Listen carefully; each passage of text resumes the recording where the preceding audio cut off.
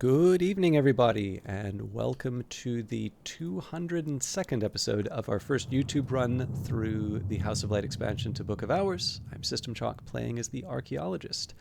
We've got some leftovers from last stream that we're just going to need to deal with, or last broadcast, whatever the proper term for YouTube is. First of which would be reading the Newman text. We're already working on improving Anbury and Lapdary. And then I need to, I'll just kind of try and make sure that things like the sweet bones and all of that are taken care of. But first things first. The Sky and the Scar. Gnomic exhortations that might be described as emergency procedures for the return of the traveling kinds of the Carapace Cross. Each page of this book, except the last, bears a single sign, clear and irrefutable as a gem. The final page is empty. The traveling kinds of the Carapace Cross might never return. So 2 Sickle and Eclipse, we'll think about how to deal with that later. And we get Newman back into balance. The traveling Carapace kinds passed beyond the wave and the sky. They made arrangements for their return. There are histories where those arrangements might be invoked. Any librarian can use this to establish a history and complete the game, but the executioner and the revolutionary can win a particular victory. So I'm going to take a moment here. I think I actually sent this back to... No? Ah, there we are. So I do want to make sure that this winds up back in the... For some reason, I always house these texts in the librarian's quarters. Okay, Sky and the Scar. There's no way I have enough room for all of my notes here, but...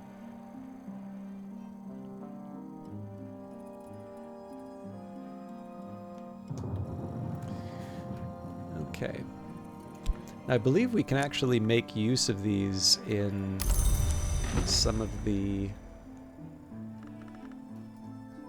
upgrades that I want to do, which implies that I should be reading the Coprolith Omphalos right away. The question is, do I have a desk where I can put that much moth in? I guess I do if I use Collar's desk, but then that invites the question as to whether or not I can write the same invitations from Ava's desk, but on the other hand, maybe I don't need to worry so much about that because we will be talking with Daymare. Stamp, envelope, send.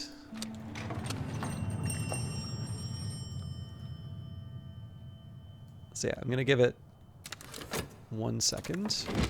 Okay, now I just need to post it. I'm definitely going to want to keep track of who I've reached out to, but I think we can manage that. So here we will read the text. And then I need the moth. This is one of those cases where the extra tryst will help. So I just need 7 moth at this point. Oh, that's funny. I was going to say Rhyme and Remembrance should normally do the trick here, but... Yeah, solutions and separations. Moth, choice. I can master this mystery. Okay. Moving on. Definitely want to make sure I use back into balance some point today. I might even switch out the memory sound because when I look at the alternatives... Yeah. I should take a minute just to see where all of these land, but I have a feeling. Also want to be working on my invitations. I wouldn't be surprised if I get caught in a couple places where I have to level things that aren't the lowest up just based off of the memories that I have. So if I can avoid that, great. If not, I mean... This is all bragging rights. Prior to House of Light with the Salons, it would be very unusual for me to have so many skills at like 6 and 7. So the majority of my skills are above 5, and it's kind of the laggards are like level 4. So I'm pretty sure if I want to make something, I can make it without any trouble. But still, I kind of want to motivate the use of the books in whatever way I can. So that's kind of why I'm continuing on this rate. Did I say we were inviting Coquille? I definitely feel like I should invite Coquille. So that's actually, conveniently enough, that's a Grail one. So Pentiments and Precursors it is. The postmistress examines the letter and deems it sufficient. It'll go with the next post, she assures me. So let's game this out. So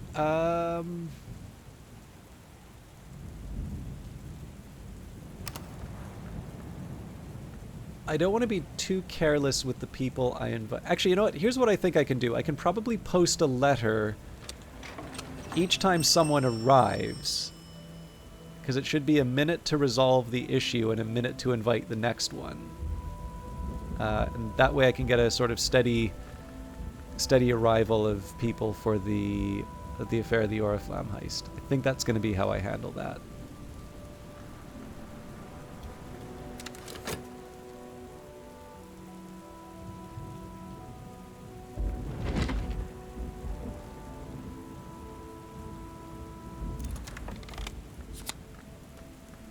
Okay.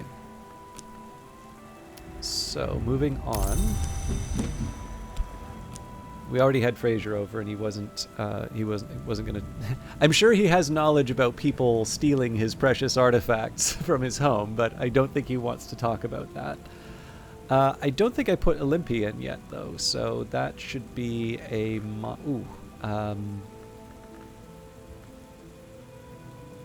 This one I'm gonna need to get clever for.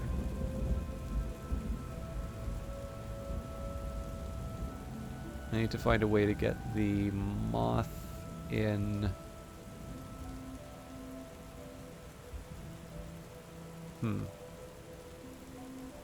This one I may really need to wait for resurgences and emergences.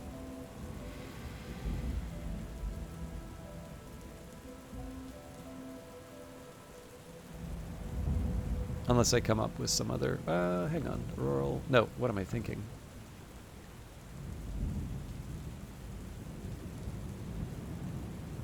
Yeah, transformations and liberations is my usual workaround for that little weirdness, but I don't think that's an option available to me now.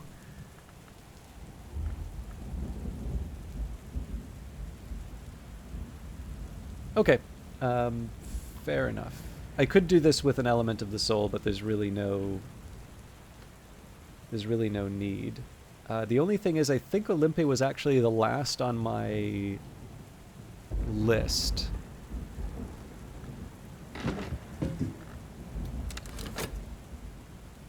But that's fine. It'll sort itself out, either through the skill becoming available or the desk becoming available.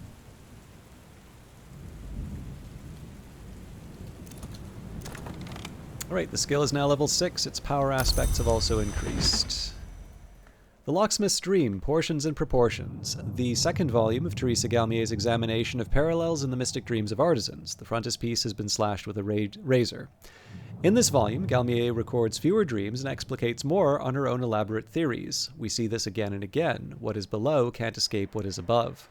The finest artisans all dream of the white door in the end. I'm no artisan, only a scholar. I think there's a secret that all these artisans know, but I think that secret is only half the story.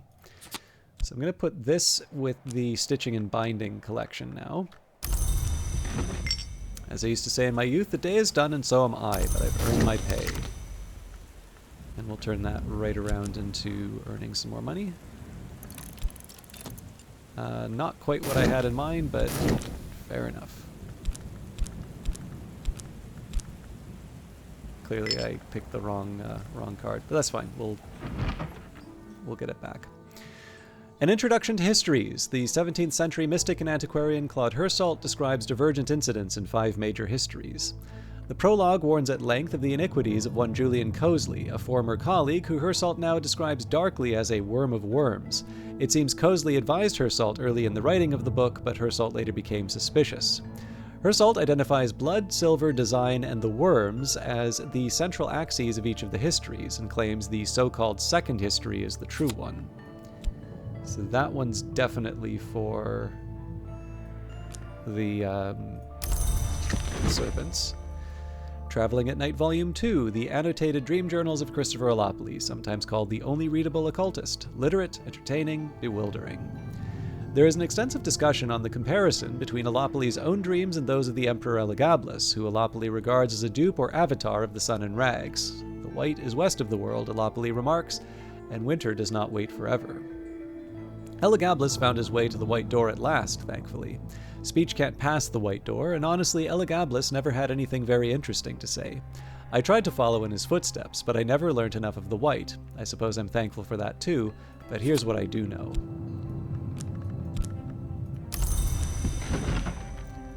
The Geminiad Volume 2, a fragile manuscript illuminated with twin shapes of sad and luminous beauty with all the phases of the moon.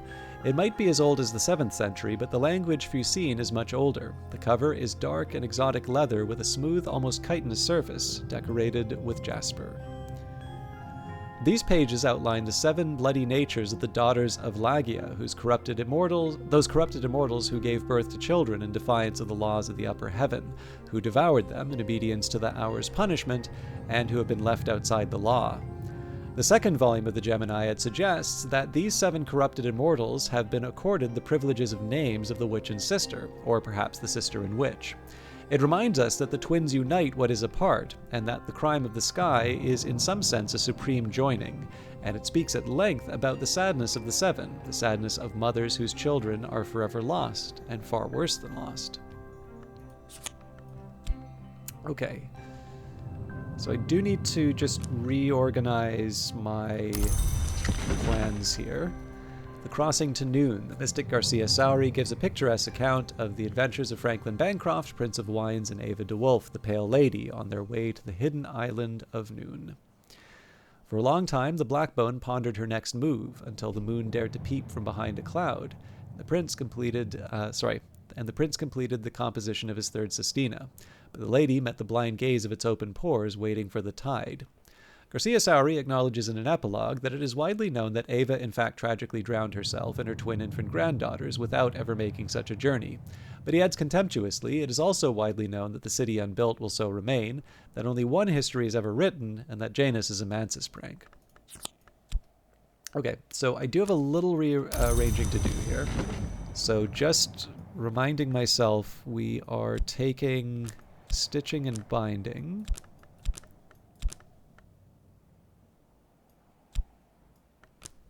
We're going to run that ahead. Serpents and Venoms needs 5, so we can take the Salt here. Then I can take the Confounding Parable.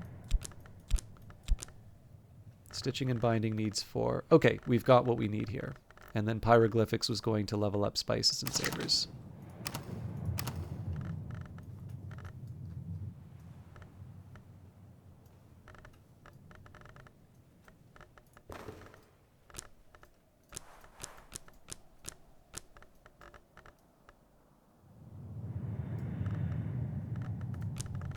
I've got more health than I really know what to do with here, so it seems to make sense to move that up. Okay. So the Pyroglyphics are going to Spices and Savors. So I'll actually move things down.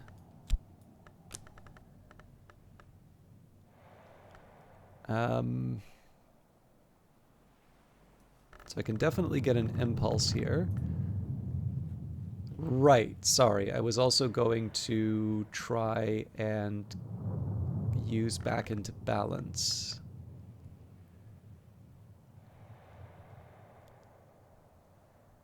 So the question here, is there a way that I can use the stitching and binding stuff in Spices and Savors? And I think in this case here, no.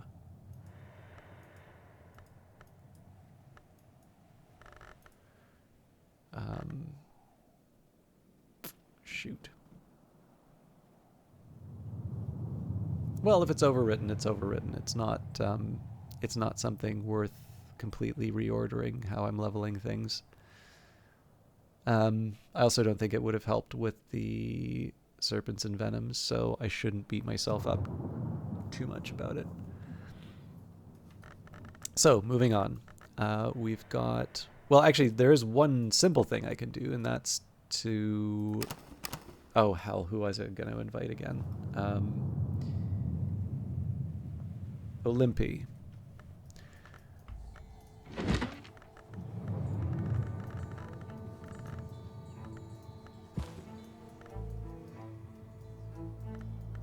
Actually, you know what? Oh, never mind. I was going to say I can make it a lot easier by using Collar's desk, except that I don't have one available.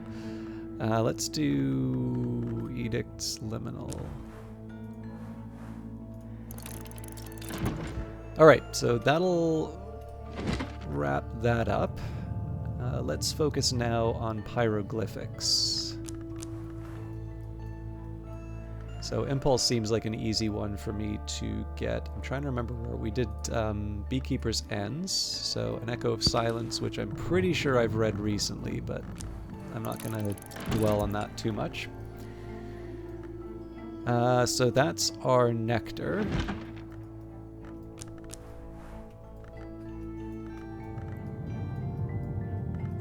It's Forge and Nectar I'm working with, so moving on here, onto the Burning Woman.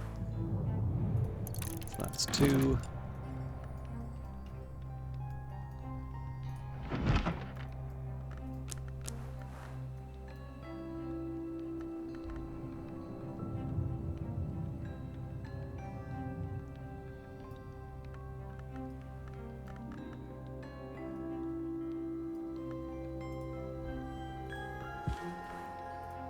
Three.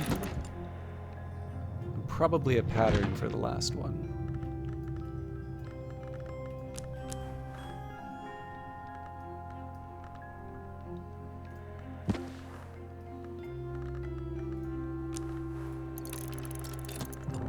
Okay, so there are, yes, 4 for spices and savors. So I suppose at this point I need to ask the question what I'm going to use Sickle and Eclipse for.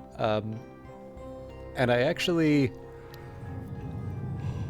I'm actually really starting to feel like I've kind of gotten ahead of myself on a few things here.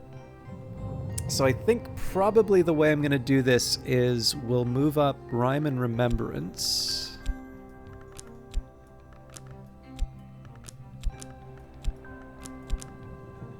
And Sickle and Eclipse. So let's focus on generating as much winter as I can, and then the moon... Yes, because that will actually also help me with back into balance. So if I can get that done nice and early, that might save me on the...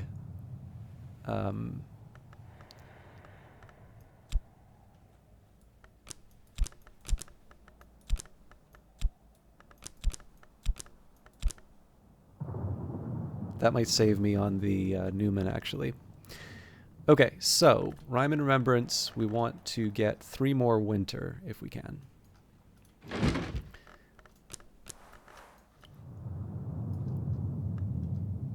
I am trying to remember how far we got here. Okay, 2 of 4. Oh, shucks. I think we're going to be 1 short.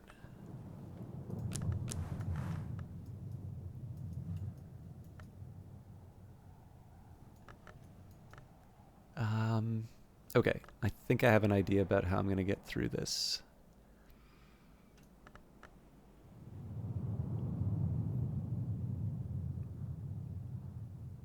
Winter. Sorry, just needed to... Yeah, there's definitely a couple ways that I can get a little tricky with this. But let's try and keep it vanilla.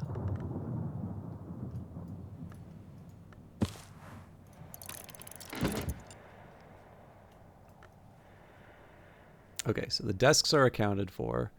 I need to generate another Winter or...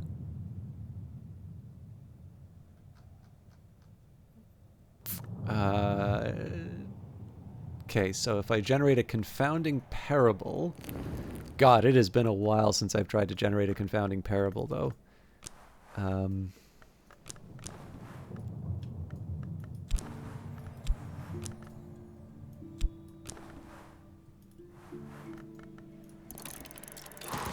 All right, we'll see if that works. And then we should be getting some extra elements of the soul before too long.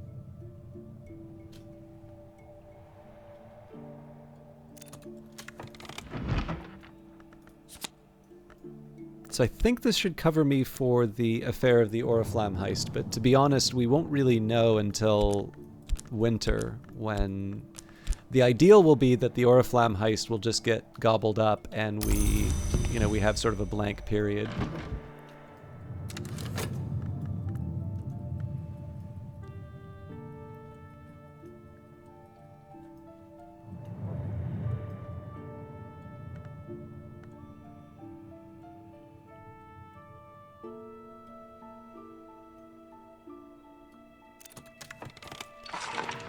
Alright, Horomachistry will heighten my aspirations. So there's our metal ++. Birdsong, what we were, what we will be.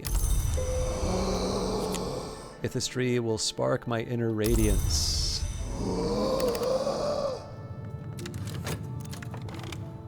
And the skill is now level 6. Its power aspects have also increased. So because I'm feeling a little fragile in terms of what memories I'm using, it's always nice to check in, but in this case here, the bells and braziers. Aha. Alright, so I need to rearrange a couple of things here.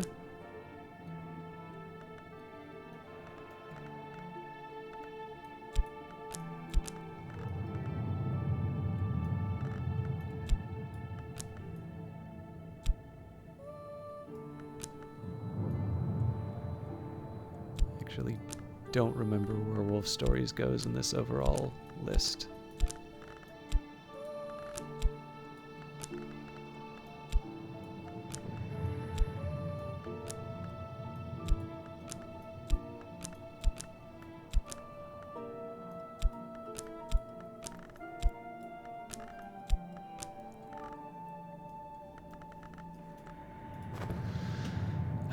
Okay, let's go ahead with the plan.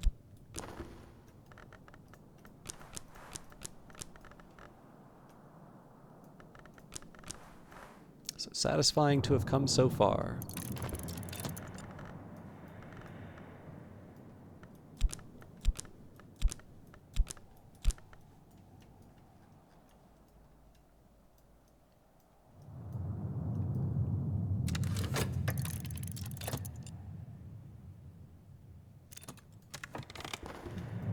They may receive my invitation. Alright, so we're just gonna go straight into the affair of the Oriflamme heist. Oriflamme's auction house is never robbed, but what if it had been? What if somehow priceless treasures had been replaced with pricey forgeries? How would we even be sure? Heist? Oriflamme's? Poppycock. Forgeries? Poppycock. Bureau all over the place, arresting everyone, though. Worse than Ortuccio. Bloody pardon me, pain in my bloody pardon me, hinder parts pardon me. Try a book with as much mystery knock as their knock interest, which in this case is 4. Suppose if one happened to be the sort who happened to know anything about nyctodromy, or, anything, might wonder about being locked up, might wonder what sort of information might mislead the authorities. Not mislead, discourage, put off the scent. Not that there's any scent to put, sort of thing, safe side.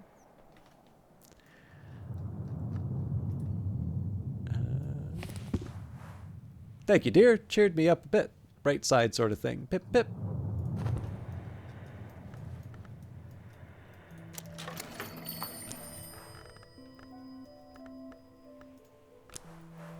Stamp, envelope, send.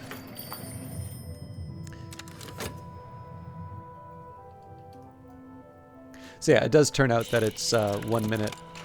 So actually, there's a slight gap in the in bringing people in, but I'm fine with that. The 10 seconds or however long it takes to mail the letter, it still works for me.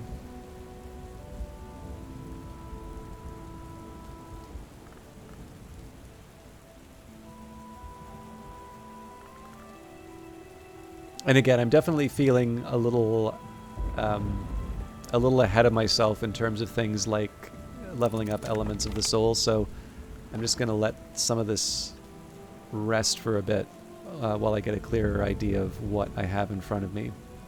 The skill is now level 5, its power aspects have also increased. So, help with letters, an afternoon spent profitably, reading newspapers to the curious, writing affectionate letters for the lonely, steering farmers to the requirements of the Ministry of Agriculture. We didn't actually intend to level up or to use the FOSS that way, so this will be the first one that I try and get back with the tuppence.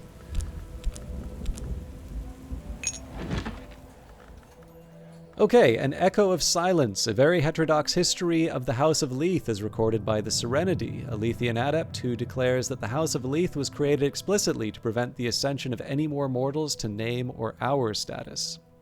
Eternity cannot be escaped, but in history it may be delayed, the Serenity explains. The gods who were flesh, by their nature, are a surrender to eternity. The roots of the house are said to pass into the Wood of Dreams through 3 forests in the Bounds, identified as the Bailai, the Black Cedar Forest, and the Breckliant. While one tree of these may yet stand, one single tree, the histories continue. The Burning Woman, a transcription of the play by Menander the Victor, possibly the dramatist of that name, into Frisian, with commentaries. The play describes a pilgrimage of smiths and adepts following the trail of the Burning Woman, who has appeared in all their dreams and given each a wound and a word. The smiths and adepts give up on finding the Burning Woman and resolve to build their own kingdom, where our strength will be sufficient to shatter the world.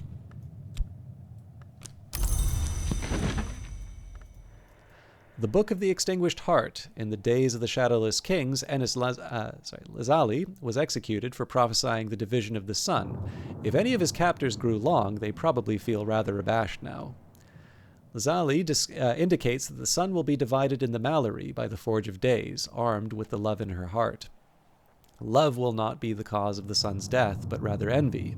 Envy will not be the cause of the sun's death, but rather thirst. Thirst shall not be the cause of his death, but curiosity. Curiosity shall not be his end, rather will it be love. So this one was going to go to Eclipse. The Road to Janus. The Limian Burzgash makes a series of prophecies regarding the initiates of the House of Silence, with intricate, if unhelpful, predictions on their passage through the house. One to pay attention to, although we have brought this up before.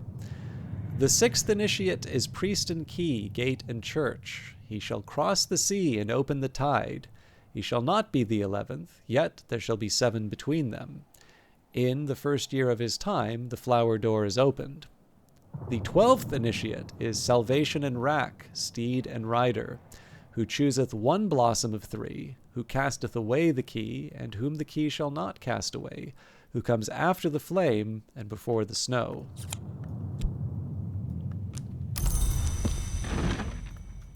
Kion at Abydos, a play dealing with the 9-year sojourn of a snow goddess in the Thracian city of Abydos by Apollo Fireweaver, in English, published in 1892, purportedly from an older Greek text. The entity called Kion arrives in a blizzard and demands that the city gates are barred. As Abydos falls under her spell, the dead return but do not speak. For 8 years, the city is a place of slow death, frosty ecstasy, and silent beauty, but in the 9th year, a conspiracy of shouts is mounted against the quiet that Kion demands. The conspirators open the city gates, and a scarred man comes to drag Kion out by the hair. Summer returns, but the conspirators die of remorse.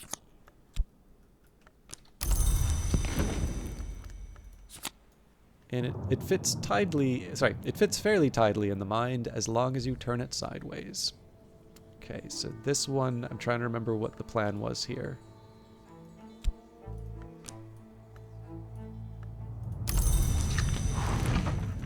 And Ettery After, an anonymous erotic novel occasionally claimed to have been written by Ava DeWolf, although at least 2 duels were fought in her honor to avenge this slander. The novel graphically details Madame Ettery's various imprisonments, ravishments, and escapes in the debauched Commonwealth of Tinctures and its neighbor, the Pious Atrament. It becomes apparent that many of Ettery's lovers and pursuers, Catwink, Houndskull, Niliki, are transparent allegories for inks, and that Eternity is an embodiment of... and that Ettery is an embodiment of knowledge pinned to paper, to her mingled delight and dismay. The author only half commits to the metaphor, though, and is clearly as interested in titillation as revelation. I definitely feel like I'm one short of where I need to be on this. So...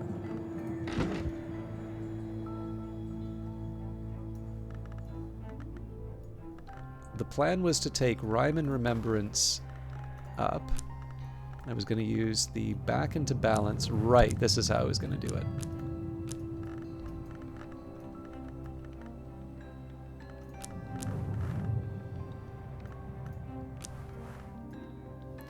So satisfying to have come so far.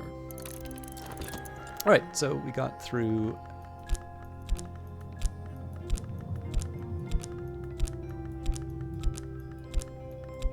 yeah, we got through that rather well. Although I'm trying to remember where I'm reading the Copperlinth. I am reading that, right? Yes. Okay, yeah, so we would have had 30 seconds. Like, if I was really, really fast on the pause, I would have made it, but... okay, so we have one more... I believe we have one more episode for the week. Here is the general plan that I'm going to be aiming for. So the first thing that I need to worry about is the memories I'm going to be getting out of this. So that'll be weaving and not working. So that's Moth and Heart. So clearly weaving and not working is going to be one of the recipients.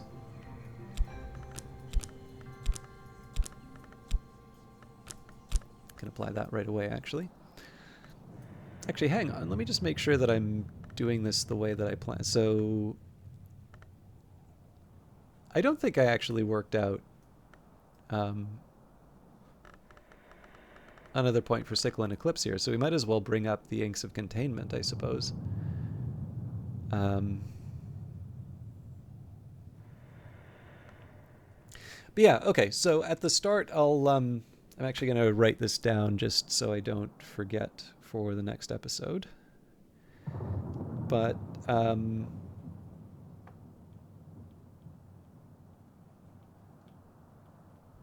for Inks of Containment, MIMS for